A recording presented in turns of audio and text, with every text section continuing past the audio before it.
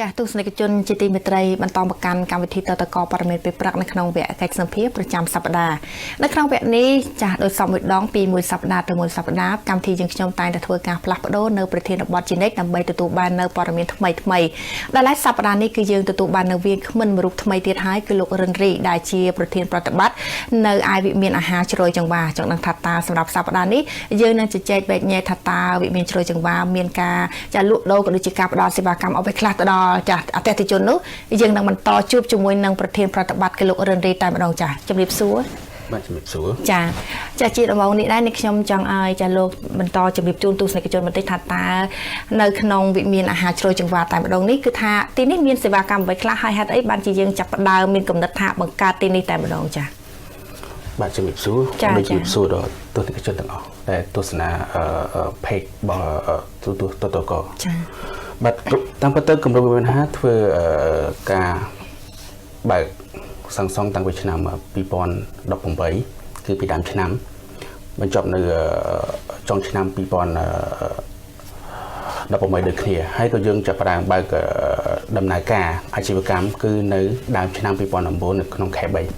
ចាបាទក្នុងគម្រោងវិមានអាហារគឺយើងមានសេវាកម្មគឺជួរទីតាំងដូចជាប្រទេសសម្រាប់បងប្អូនអាជីវករដែលគាត់មានបំណងចង់រកស៊ីឬក៏ហៅថាបើកអាជីវកម្មខ្នាតតូចជាមួយនឹងគម្រោងវិមានអាហាររបស់យើងចា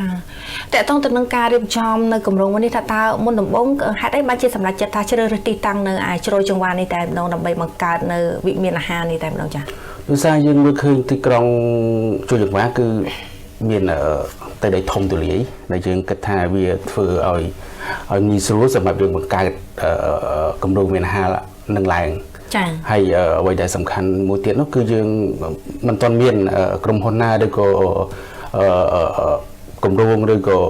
ប្រតិកណាមួយដែលនឹងបើកគម្រោងគេហៅថា food mall ដែលធំចាដូចជាវិមានអាហាររបស់យើងនឹងបាទតើតទៅនឹងការរៀបចំបើកនៅគេហៅថាកន្លែងលក់ដូរលក្ខណៈគឺអាហារចំណីអាហារលក្ខណៈធំបែបនេះតែម្ដងថាតើក្នុងនេះគឺយើងមានទំហំប្រមាណដែរនៅលើផ្ទៃដីប្រមាណដែរលោកអាចជំរាបជូនបានទេចាយើងចំណាយទៅដីគ្រូយើងគឺចំណាយទៅដី2ហិកតាប៉ុន្តែជាក់ស្ដែងយើងប្រើប្រាស់ផ្ទៃដីបាន1ហិកតាចុច8អាចាក្នុងនោះថាតើបើសិនជាយើងគិតជាស្តង់បានប្រមាណស្តង់ដែរទៅយើងមាន221ស្តង់ដែលយើងបញ្ចូលគ្នាយើងមានផ្នែកអឺរ៉ុបផ្នែកចិនចាយើងមានជប៉ុនកូរ៉េហើយនិងខ្មែរថៃចាមកដល់ពេលនេះថាតើយើងទទួលបានប្រមាណស្តង់ហើយដែលអតិថិជនបានធ្វើការជួលដើម្បីដាក់លក់តែម្ដងណាបើគិតជាភាគរយគឺយើងទទួលបានចំនួនប្រមាណជា80%នៃចំនួនសរុបអូច្រើនមែនតើចាហើយក្នុងនោះថាតើយើងមានលក់ប្រភេទអាហារបែបម៉េចខ្លះដែរដល់អតិថិជនចាបាទយើងទីនោះយើងមើលពីក្រៅយើងមើលទៅដូចជារញ្ញាប័ត្របែបខ្មែរប៉ុន្តែលក្ខណៈពិសេសរបស់វានៅខាងក្នុងគឺយើងមានម្ហូបបែបអឺរ៉ុបដែលយើងdecor like អឺរ៉ុបដូចអឺរ៉ុបអញ្ចឹងហើយយើងមានបែបចិនគឺយើងdecorបែបចិនហើយយើងមានបែបជប៉ុនកូរ៉េគឺយើងdecorបែបកូរ៉េហើយយើងមានមួយទៀតគឺយើងមានបែបថៃខ្មែរគឺចឹងការdecorរបស់យើងគឺdecorបែបថៃខ្មែរហ្នឹងចាចាប់បើកដំណើរការលក់ពីម៉ោងណាដល់ម៉ោងណាដែរយើងចាប់ផ្ដើមលក់ដែលហៅថា business time operation គឺយើងចាប់ផ្ដើមពីម៉ោង10ព្រឹកចាទៅម៉ោង10យប់ប៉ុន្តែបច្ចុប្បន្នដោយសារមានការស្នើសុំពីប្រជាជនឬក៏អ្នកដែលធ្វើការមួយចំនួននៅគេហៅថានៅទីក្រុងជ្រោយចង្វាហ្នឹងចូលយើងចាប់ដើមបើកពេលព្រឹកបន្ថែមសម្រាប់អាហារពេលព្រឹករបស់ពួកគាត់ទៅធ្វើការនៅទីនោះចា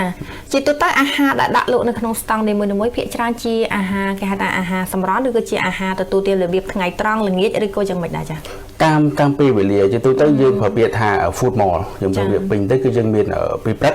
គឺយើងលក្ខណៈដូចជាមានគុយទាវកាហ្វេឬក៏ជាម្ហូបលក្ខណៈគេហៅ breakfast ចាពេលថ្ងៃត្រង់យើងមានម្ហូបដូចធម្មតាដូចជា restaurant ប៉ុន្តែអ្វីដែលជាពិសេសរបស់វិមានអាហារគឺយើងមានម្ហូបច្រើនមុខគឺច្រើនប្រទេសចាបាទភាគច្រើនអតិថិជនដែលគាត់អញ្ជើញទៅទីនោះគាត់និយមអាហារបែបណាដែរបែបខ្មែរយើងបែបអឺរ៉ុបឬក៏បែបថៃបែបអីវិញចាបើនិយាយភាគច្រើនជាភាគរយច្រើនគឺគាត់ចូលចិត្តញ៉ាំបែបថៃហើយនិងខ្មែរហើយនិងអឺរ៉ុប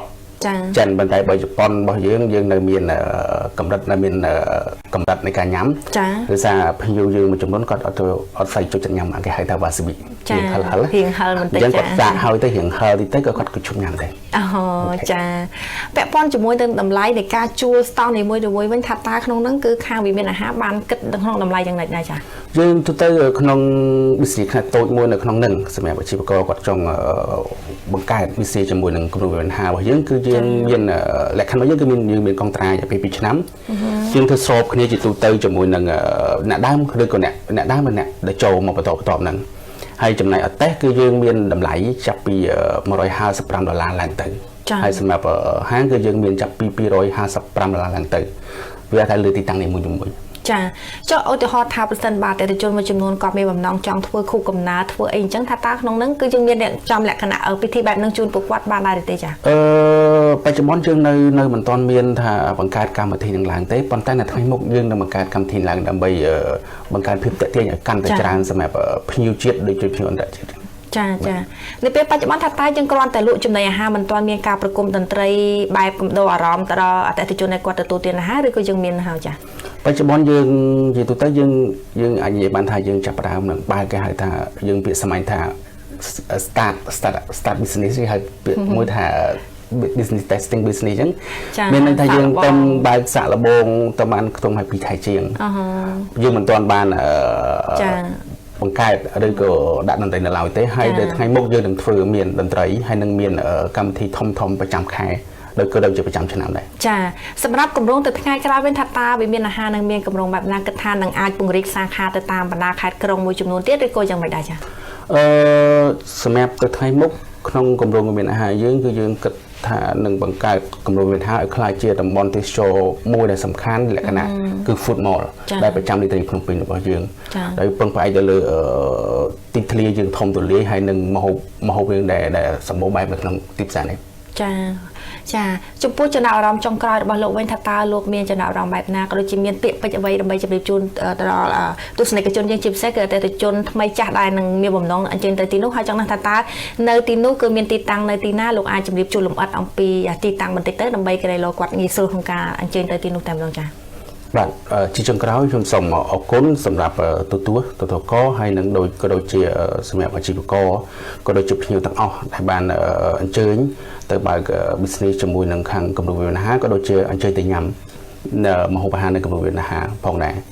ទីតាំងគម្រោងវិមានអាហារគឺយើងអាចនិយាយបានថាយើងចុះពីស្ពានយោធាបាទៅដល់វងមូព្រំយើងបាត់ឆ្វេងប្រមាណជា500ម៉ែត្រគឺយើងនឹងទៅដល់នៅគម្រោងវិមានអាហារហ្នឹងហើយគឺនៅជាប់នឹងជាមួយនឹងសួនណៃណូស័រចា